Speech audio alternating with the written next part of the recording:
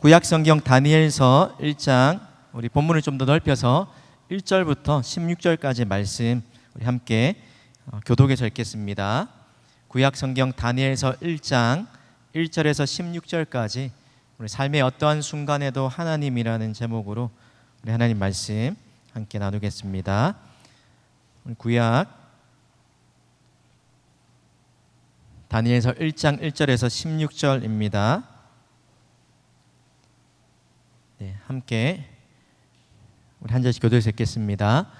유다 왕 여호와김이 다스린 지 3년이 되는 해에 바벨론 왕 느부갓네살이 예루살렘에 이르러 성을 에워쌌더니, 주께서 유다 왕 여호야김과 하나님의 전 그릇 얼마를 그의 손에 넘기심에 그가 그것을 가지고 신할 땅 자기 신들의 신전에 가져다가 그 신들의 보물 창고에 두었더라. 왕이 환관장 아스푸나스에게 말하여 이르되, 이스라엘 자손 중에서 왕족과 귀족 몇 사람 곧 흠이 없고 용모가 아름다우며 모든 지혜를 통찰하며 지식에 통달하며 학문에 익숙하여 왕궁에 설 만한 소년을 데려오게 하였고 그들에게 갈대아 사람의 학문과 언어를 가르치게 하였고, 또 왕이 지정하여 그들에게 왕의 음식과 그가 마시는 포도주에서 날마다 쓸 것을 주어 3년을 기르게 하였으니 그 후에 그들은 왕 앞에 서게 될 것이더라. 유다 자손 곧 다니엘과 하나냐와 미사엘과 아사랴가 있었더니, 환관장이 그들의 이름을 고쳐 다니엘은 벨드사살이라 하고 하나냐는 사드락이라 하고 미사엘은 메삭이라 하고 아사랴는 아벳느고라 하였더라. 뜻을 정하여 왕의 음식과 그가 마시는 포도주로 자기를 더럽히지 아니하리라 하고 자기를 더럽히지 아니하도록 환관장에게 구하니, 하나님이 다니엘로 하여금 환관장에게 은혜와 긍휼을 얻게 하신지라. 환관장이 다니엘에게 이르되, 내가 내 주 왕을 두려워하노라. 그가 너희 먹을 것과 너희 마실 것을 지정하셨거늘 너희의 얼굴이 초췌하여 같은 또래의 소년들만 못한 것을 그가 보게 할 것이 무엇이냐. 그렇게 되면 너희 때문에 내 머리가 왕 앞에서 위태롭게 되리라 하니라. 11절입니다. 환관장이 다니엘과 하나냐와 미사엘과 아사랴를 감독하게 한 자에게 다니엘이 말하되, 청하오니 당신의 종들을 열흘 동안 시험하여 채식을 주어 먹게 하고 물을 주어 마시게 한 후에 당신 앞에서 우리의 얼굴과 왕의 음식을 먹는 소년들의 얼굴을 비교하여 보아서 당신이 보는 대로 종들에게 행하소서 하매, 그가 그들의 말을 따라 열흘 동안 시험하더니 열흘 후에 그들의 얼굴이 더욱 아름답고 살이 더욱 윤택하여 왕의 음식을 먹는 다른 소년들보다 더 좋아 보인지라. 감독하는 자가 그들에게 지정된 음식과 마실 포도주를 제하고 채식을 주니라. 아멘. 네, 우리 앞에 너무 행해가지고 좀 설렁하고 뭔가를 해야 될 것 같은 그런 느낌이 드는데, 네, 오늘 또 린나워십으로 함께 또 우리 찬양으로 영광 돌렸는데 채원이가 또 새로 뉴 페이스로 합류했네요. 네, 여러분, 오늘 우리가 살펴보는 이 다니엘서는 예루살렘이라는 나라의 멸망과 또 포로로 끌려가는 이 바벨론의 포로로 끌려가서 생활하는 그 청년들에 관한 이야기로 시작이 되는 내용입니다. 오늘 성경에 보니까 유다 왕 여호야김이 다스린 지 3년이 되는 해에 바벨론 왕 느부갓네살이 예루살렘에 공격해서 그 성을 에워싸면서 이제 함락시키는, 그래서 이제 하나님의 말씀대로 불순종한 하나님의 백성들을 하나님의 이방 민족, 우리 이사야 말씀을 통해서 아수르를 진노의 도구로 하나님이 사용하듯이 바벨론이라는 나라를 통해서 한 연단 가정 중에 있는 그런 모습을 우리 다니엘서가 보여주고 있습니다. 그럼 다니엘이 포로로 끌려갔던 이 바벨론이라는 이 세상, 또 성경에서 흔히 말할 때 요한계시록도 나오는 것처럼 우리가 믿음을 지키면서 살아가기 힘든 그런 세상을 자주 빗대어서 말할 때 바벨론이라고 표현을 합니다. 다니엘이 살았던 그때나 또 지금 우리가 살아가는 이 한국 사회, 또 이 21세기 포스트 모더니즘이라는 시대, 이 시대가 바로 다니엘과 세 친구가 살았던 그 바벨론의 상황과 비슷한 시기라는 거예요.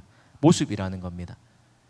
낯선 세상의 낯선 문화 속에서 우리가 소수로 살아가면서 가면 갈수록 또 반기독교적인 문화와 그런 세력들 속에서 우리가 그들 속에서 안에서는 이렇게 우리가 똘똘 뭉쳐 있지만 밖에 나가면 거의 믿는 자들이 찾아보기 힘든 그 사이에서 조롱당하고 또 손가락질 당하고 또 위축당하면서 그 가운데 우리가 타협과 유혹 가운데 부딪히면서 살아가기 쉬운 세상이라는 겁니다.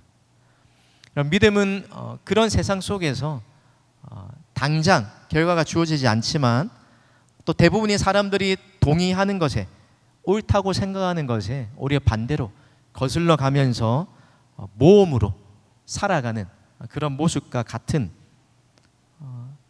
강을 거꾸로 거슬러 올라가는 연어처럼 살아가는 것이 저와 여러분의 믿음의 모습이라는 겁니다. 여러분, 바벨론 같은 이 세상을 살아가면서 믿음을 지키기 어려운, 가면 갈수록 우리의 믿음이 지키기보다 더 타협하기 쉬울 것 같은 이 세상을 마주하고 그런 문화 속에서 우리가 살아가다 보면 저 여름 가운데 두 가지 양극단이 나타난다는 거예요. 여러분, 혹시 사양소라는 동물 그리고 또 카멜레온이라는 이 동물, 이 두 동물의 차이가 뭔지 혹시 아시겠습니까? 카멜레온 하면 우리가 흔히 그래도 조금 어떤 동물인지 유추는 하겠죠. 그림을 준비 못했는데 여러분, 어떤 외국의 한 사람이 사양소 크리스찬과 카멜레온 크리스찬이 있다라고 그렇게 비교해서 말했어요. 그럼 사양소 크리스찬, 카멜레온 크리스찬. 먼저 카멜레온 크리스찬은 어떤 사람 같아요? 이 바벨론이라는 이 반기독교적인 문화 속에서 또 믿음을 지키기 위해서 살아가는 그 중에 그 모습이 카멜레온과 같다라고 이야기하는데, 카멜레온의 특징이 여러분 어떻습니까? 색깔이, 그렇죠, 환경에 따라서 색깔이 자주 바뀐다는 거예요. 어려움이 닥치면 자기를 보호하기 위해서 카멜레온이 색깔을 감추는 것처럼 마찬가지예요. 자기의 정체성을, 자기에게 불리한 상황이 오면, 자기에게 해가 될 것 같고 또 뭔가 핍박이 올 것 같으면 정체성을 숨기면서 거기에 맞는 색깔로 변신해서 살아가는 것. 그러면서 세상과 동화되고 타협하고 끝내는 같아지려는, 그러면서 자신을 지키려는 모습으로 살아가는 것이 카멜레온 크리스찬이라는 겁니다. 이 바벨론이라는 세상 속에서 내가 이렇게 행동하지 않으면 어쩔 수 없다라고 수많은 이유들 합리화를 시키면서 자신을 동화하고 타협하는 그런 크리스찬이 카멜레온 크리스찬이라는 거예요. 반면에 사양소라는 동물이 있는데 이 동물의 특징이 뭐냐면 무리를 지어 다닌다는 거예요. 늘 무리를 지어 다니는데 특별히 공격을 당하게 되면 그 무리들이 무리를 지어 다니다가 둥그렇게 원을 만든다고 합니다. 왜요? 서로를 보호하기 위해서 아무도 들어오지 못하도록 사양소라는 동물이 서로 무리를 지어서 그렇게 튼튼하게 방호벽을 만든다는 거예요.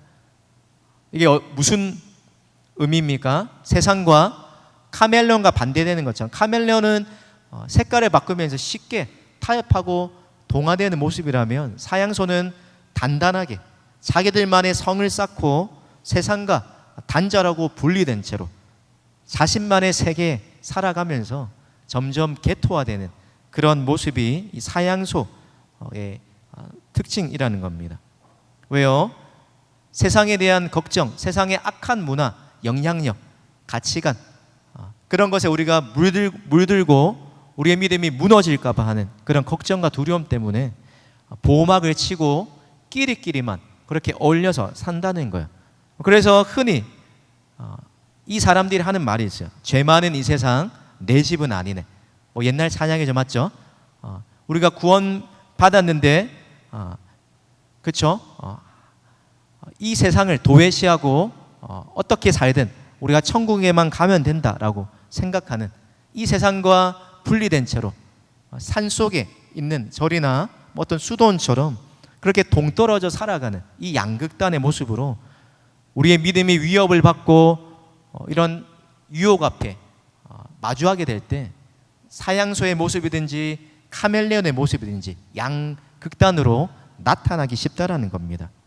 그런데 오늘 이 다니엘서는 이 다니엘과 그의 친구들, 그가 살아갔던 이 삶의 모습을 보여주면서 우리가 쉽게 생각하기에 동화되거나 타협하거나 아니면 아예 벽을 쌓고 담을 쌓고 분리된 채로 살아가기 쉬운 이런 모습 속에서 아니다, 제3의 삶의 길이 있다, 하나님이 우리에게 원하시는 성도다운 제3의 삶의 방식이 있다는 것을 보여주는 성경입니다.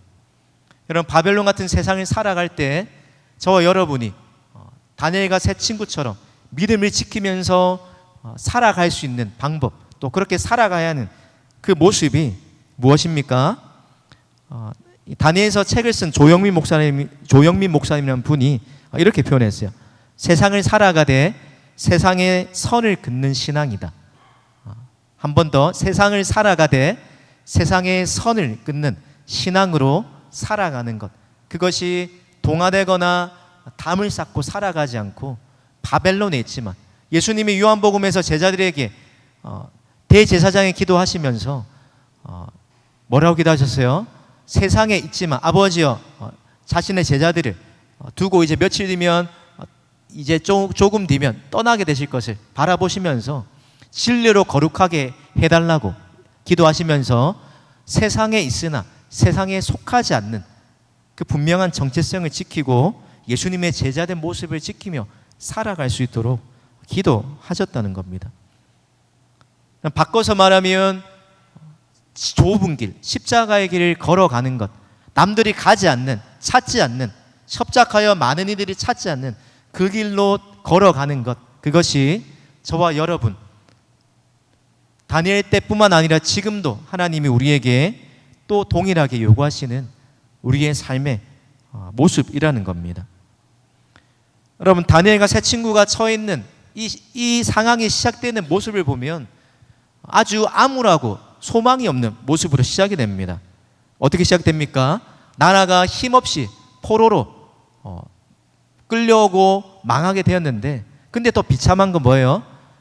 이 하나님을 신으로, 하나님을 왕으로 삼고 살았던 이 유다 민족이 성전 기물도 빼앗겨서 바벨론의 그 신전 안에 그것이 안치되었다는 겁니다. 여러분, 고대 당시의 그 전쟁은 어떤 의미를 갖고 있습니까? 신과 신들의 전쟁이잖아요. 나라와 나라의 전쟁뿐만 아니라 그 나라의 사람들이 섬기고 있던 그 신이 이 지역에, 내가 정복하는 지역의 신을 이겼다라는 그런 의미로 오늘 유다가 망했다라는 그런 그렇게 이 다니엘과 세 친구에게 와닿았다는 겁니다. 나라도 망했을 뿐만 아니라 이제 하나님도 이방의 신들에게 패배해서 이런 세상에서 포로로 끌려와서 우리에게 미래가 있을까?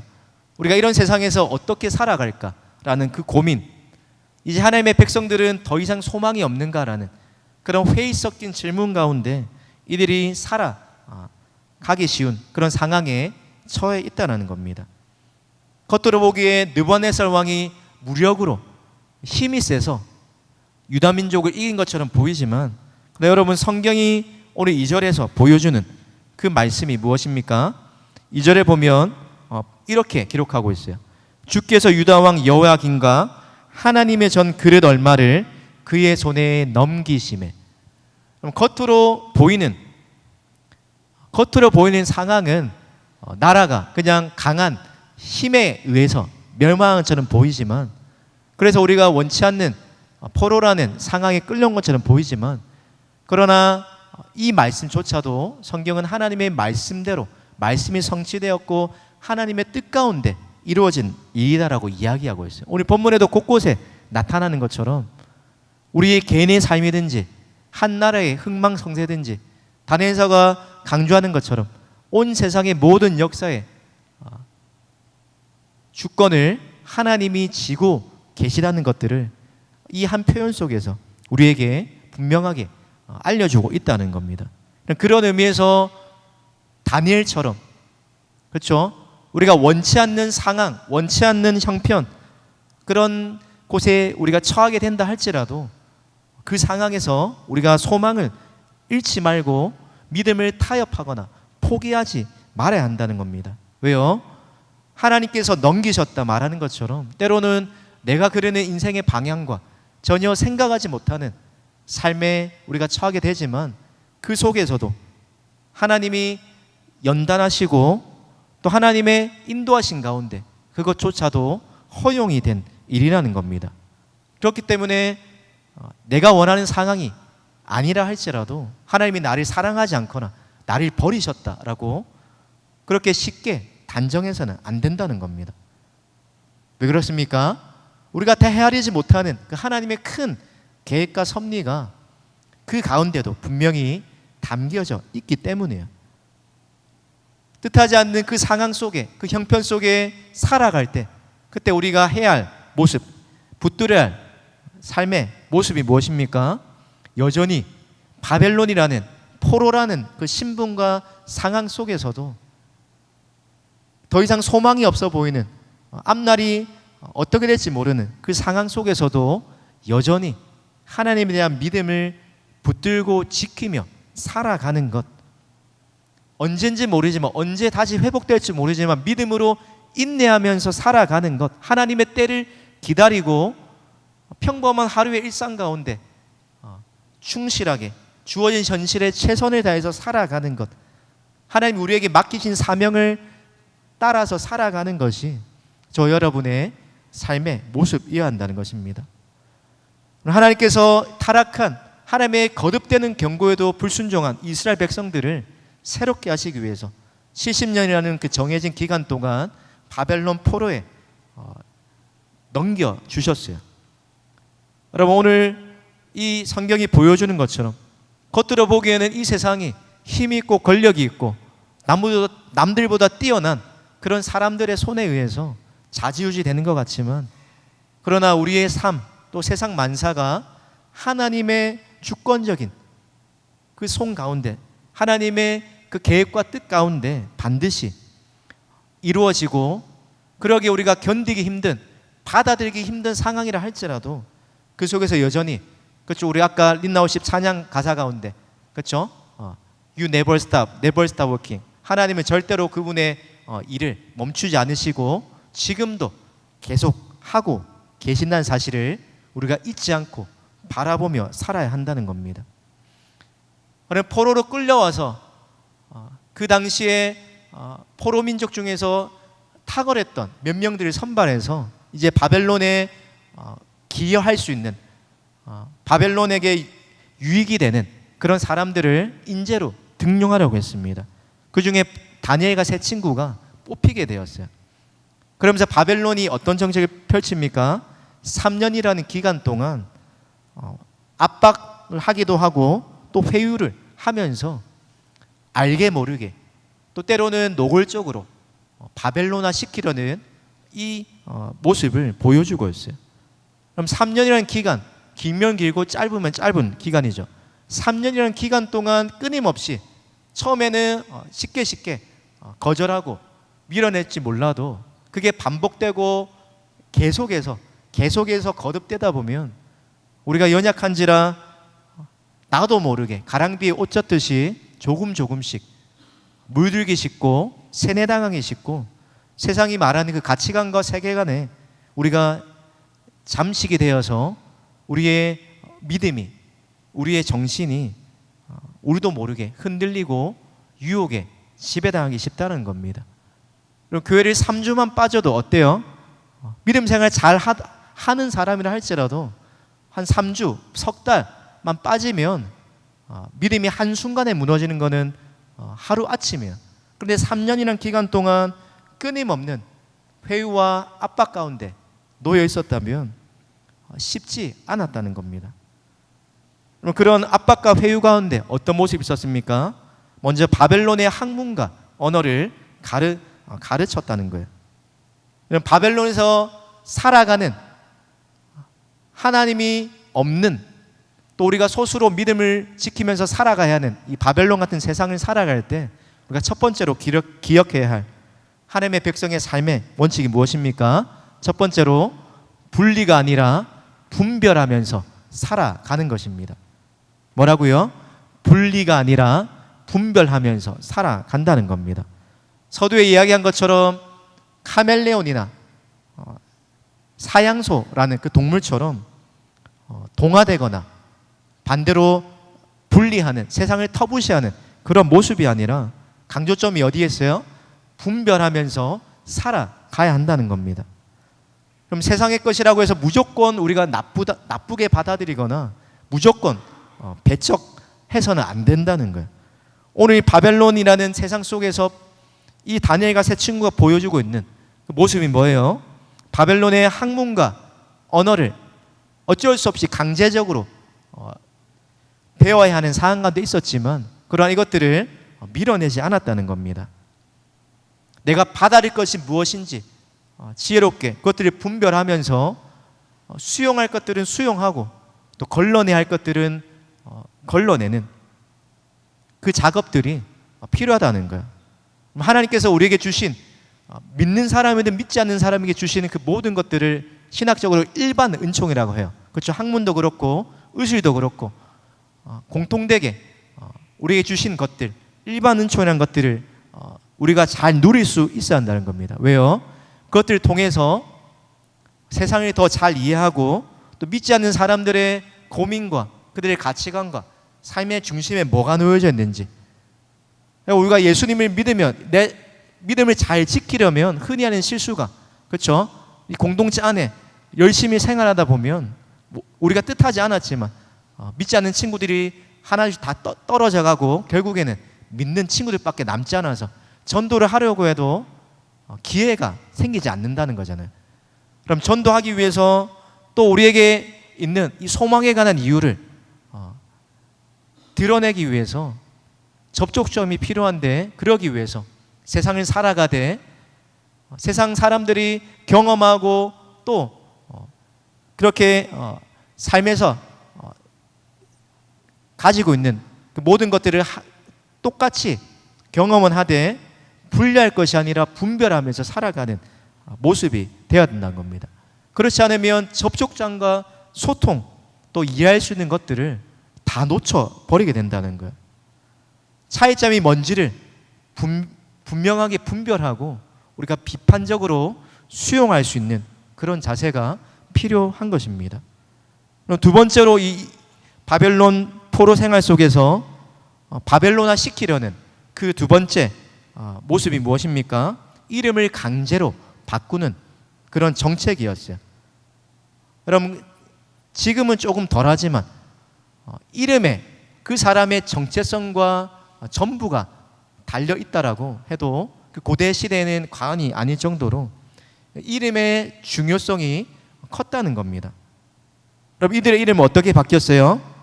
히브리식의 이 다니엘과 세 친구의 이름에는 다 전부 다 하나님, 여호와라는 이 의미가 다 담겨져 있는 자신의 신앙 고백에 담긴 이름이었는데, 그것이 바벨론식으로 바뀌면서 하나님에 대한 신앙이 아니라 바벨론의 신에 대한 그런 고백으로 바뀌었다는 겁니다. 다니엘은 하나님이 심판자이다, 나의 심판자이시다라는 그런 이름이었는데, 벨드사살, 벨이 그의 생명을 보호한다는 의미로 바뀌고 말았어요. 또 하나냐는 여호와께서 은혜로우시다라는 고백인데, 사드락, 아코의 명령, 바벨론이 섬기는 신이겠죠. 아코의 명령이라는 것으로 바뀌고 말았습니다. 또 미사엘, 그렇죠? 하나님, 누가 하나님과 같은가? 하나님과 같은 분이 누구신가라는 그런 신앙의 고백인데, 이것이 메삭, 누가 무엇이 아코인가라는 여전히 이방의 신을 찬양하는 그런 이름으로 바뀌었다는 겁니다. 또 마지막으로 아사랴, 하나님이 도우신다, 여호와께서 도우신다 라는 그런 고백이었는데, 아벳느고, 느보를 섬기는 자, 느고의 종이라는 그런 이름으로 이들의 이름이 바벨론화되고 바뀌게 되었다는 겁니다. 여러분, 어떤 학자들에 따라서 이것이 또 이들에게 정체성을 흔드는 유혹거리가 될 수도 있다고 말하지만, 그런데 오늘 여러분 성경이 학문을 받아들이고 언어를 받아들이고 이들의 이름이 바뀌는 것에까지는 아무런 가타부타를 말하고 있지 않다는 겁니다. 이들의 모습이 바벨론에서 살아가면서 수용할 것이 무엇인지를 분별하면서, 분리가 아니라 분별하면서 살아가는, 그들의 믿음을 위협하지 않는 것이라면 그들과 또 접촉점을 이루기 위해서 수용할 것들을 지혜롭게 수용하면서 살아갔다는 겁니다. 여러분, 우리의 믿음을 무너뜨리는 가장 무서운 적이 무엇입니까? 이렇게 강제적으로 이름을 바꾸고 또 강제적인 어떤 교육을 주입하면서 억압하는 이런 모습이 아니라 오늘 8절에 나오는 것처럼 왕이 주는 음식과 왕이 주는 포도주로 우리를 알게 모르게, 겉으로는 부드럽게 우리에게 말하지만 그러나 그 속에 우리를 끝내 변화시키려는, 우리를 쉽게 물들이려고 하는 그런 유혹이 담겨져 있다는 겁니다. 겉으로 심한, 그렇죠? 핍박을 하고 모진 대접을 받으면 오히려 우리가 더 정신을 차리고 믿음을 지키면서 살려는 그런 의지가 불탈 수 있지만, 그런데 오히려 반대로 잘해주고 또 바벨론 왕이 주는 이 특권과 이 안정된 노후와 또 보장된 미래, 이것들에 우리가 솔깃하다 보면 어느새 우리도 모르게 쉽게 카멜레온처럼 타협하게 쉽다라는 겁니다. 여러분, 이런 고난과 유혹과 또 믿음을 위협하는 시대를 살아가면서 우리가 이런 바벨론 같은 세상 속에서 여전히 우리가 붙들고 소망해야 할 메시지가 무엇인가, 그것을 우리에게 알려주는 성경, 왜 우리가 이런 바벨론 같은 세상 속에서 끝까지 믿음을 지키며 살아야 하는지를 알려주는 성경이 다니엘서라는 거예요. 그래서 6장까지는 다니엘과 세 친구가 그 믿음을 지키기 위해서 어떤 모습으로 역사 가운데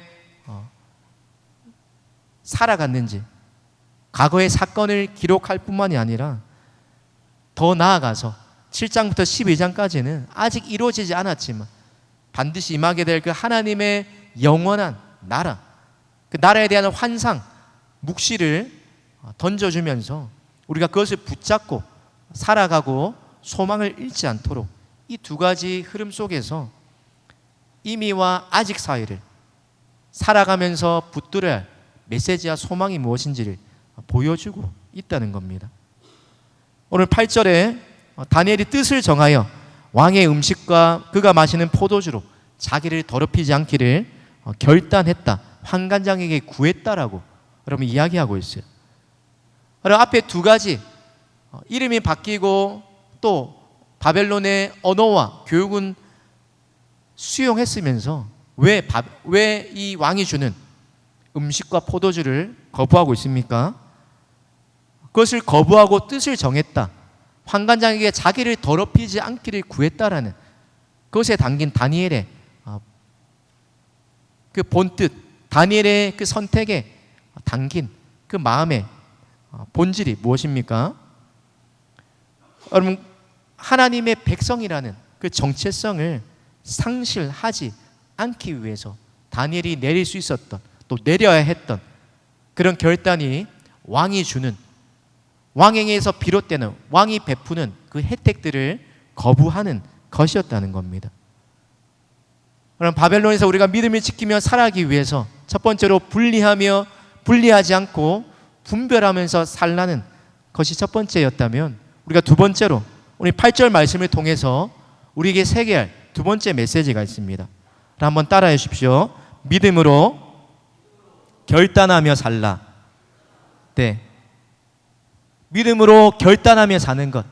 분명히 수용할 것들은 수용하지만 그러나 도가 지나치는 것에 우리가 분명히 믿음의 선을 끊는 분명한 모습이 있어야 된다는 겁니다. 왜요?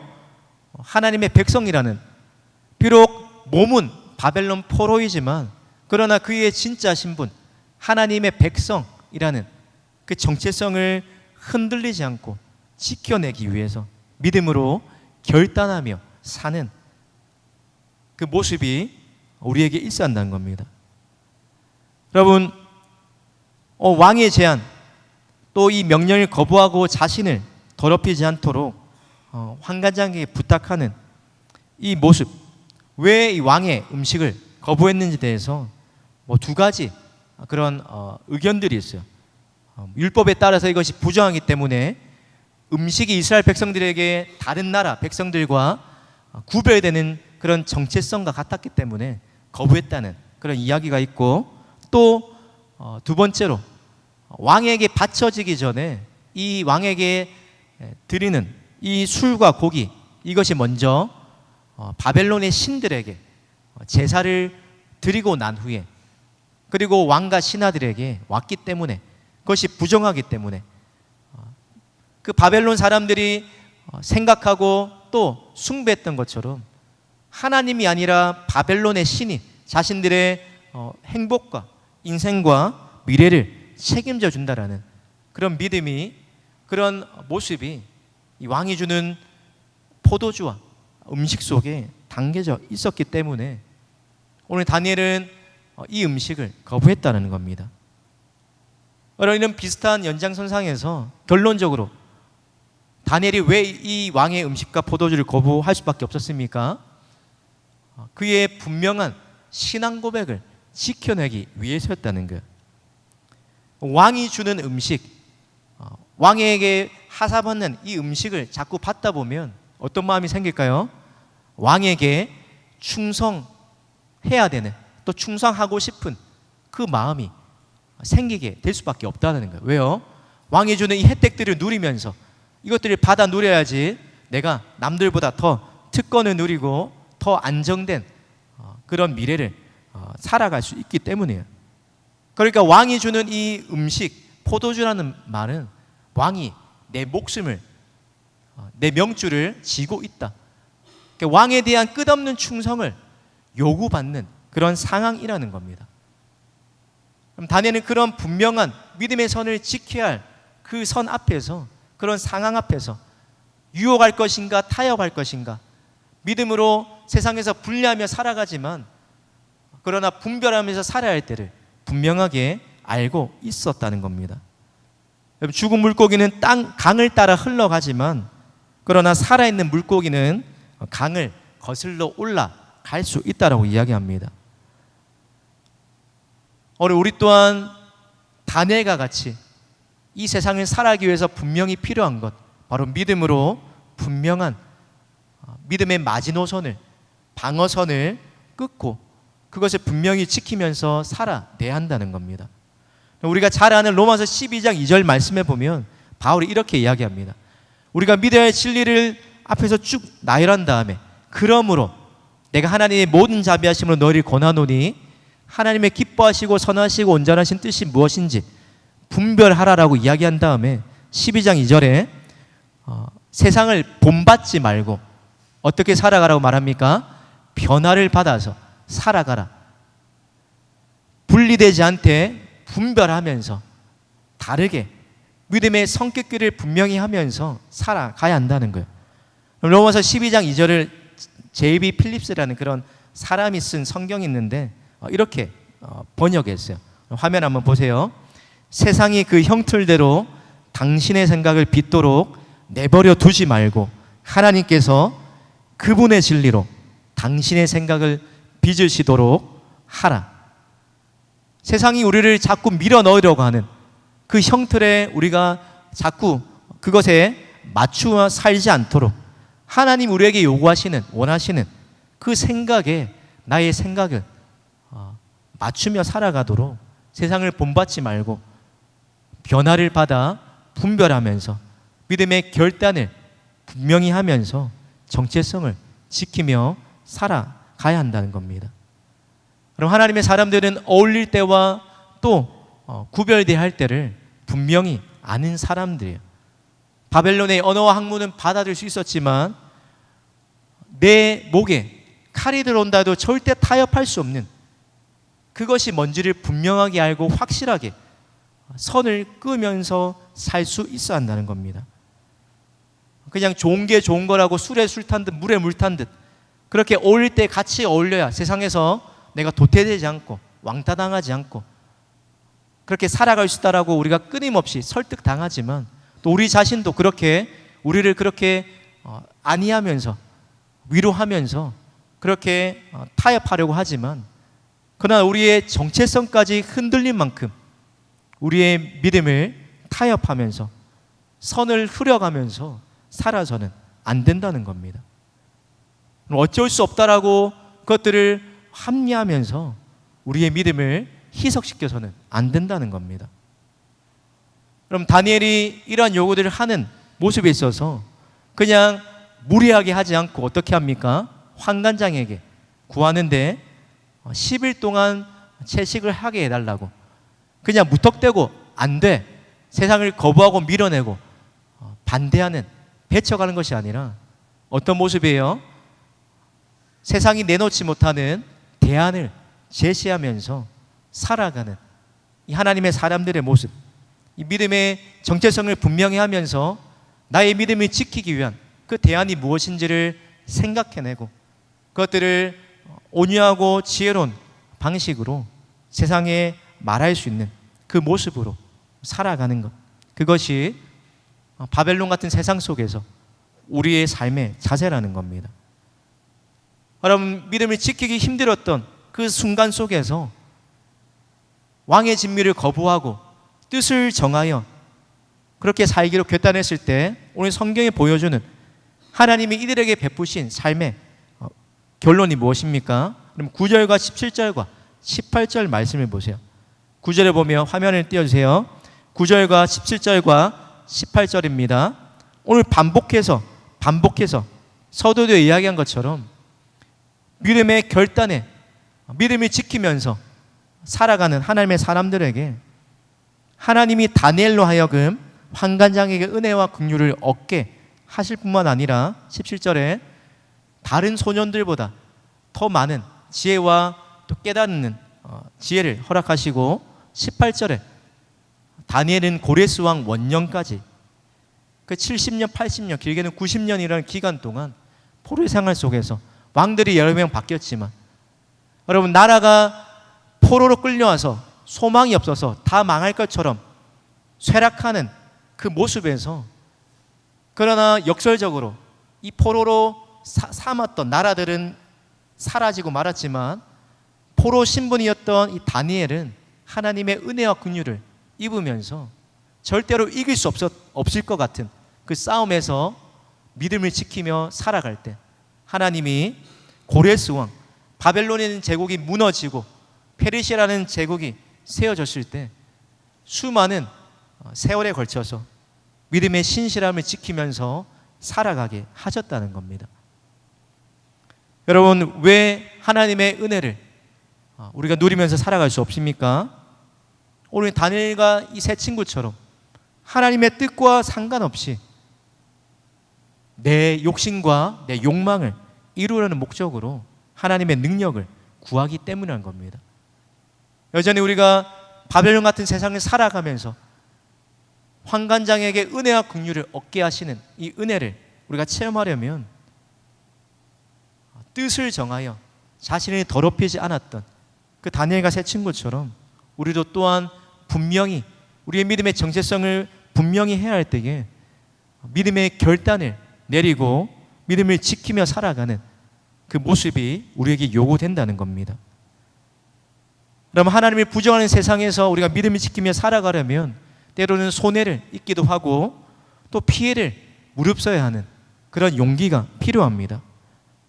다니엘처럼 왕이 주는 그 혜택을 거부하고 또 잘못하면 왕의 눈에 나서 그가 어떻게 될지도 모르는 이 불안한 상관도 있지만, 그러나 바벨론이 약속하는 왕이 나의 인생을, 나의 생명을 책임지는 존재가 아니라 비록 내가 성공할 기회를 잃더라도 하나님이 내 삶에 모든 것을 주관하시는 분이라는 이 분명한 믿음의 고백을 지켜내기 위해서 저 여러분도 거부해야 할 왕의 진미와 포도주가 있다라는 겁니다. 여러분이 거부하고 또 분명히 선을 꺼야 할 이 세상의 가치관과 메시지와 끊임없는 시대 정신, 그것이 무엇입니까? 여러분, 다니엘과 세 친구는 카멜레온이나 사양소처럼 세상에 순응하거나 타협하면서 또 세상을 거부하면서 터부시하면서 살지 않았습니다. 포로의 신분에 있었지만 하나님의 백성이라는 분명한 이 정체성을 지키면서 하나님에 대한 신실함이 바벨론이라는 이 믿지 않는 사람들의 그 사이 속에서도 여전히 성공의 길이요 그의 삶을 붙드는 분명한 안정된 유일한 삶의 방식이라는 것을 이 다니엘의 삶을 통해서 성경이 우리에게 보여주고 있는 겁니다. 그럼 왜 우리가 제3의 길, 세상에 살되 세상의 선을 끊고 믿음으로 결단하며 사는 삶을 살아야 합니까? 모든 것이 다 끝난 것처럼 하나님이 더 이상 돌보지 않는 것처럼 그런 생각에 찾아올 때 하나님이 보여주시는 그 환상, 그 묵시를 바라보면서 여전히 세상에 있으나 세상에 속하지 않는 그 믿음으로 살아나게 만들었던 그 원동력이 무엇입니까?